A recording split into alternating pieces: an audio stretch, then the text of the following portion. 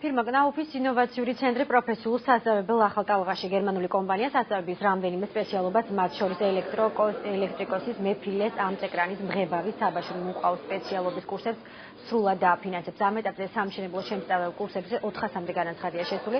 კნაუფის ინოვაციური ცენტრის საზეიმო გახსნას ხობულეთში კომპანიის წარმომადგენლები ესწრებოდნენ.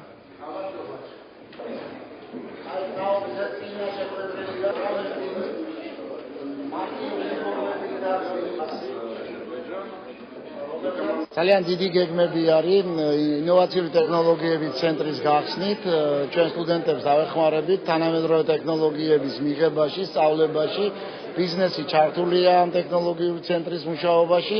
ჩვენ ვფიქრობთ, რომ პირველი რაც უმთავრესი იქნება, ეს იქნება სტუდენტების დასაქმება.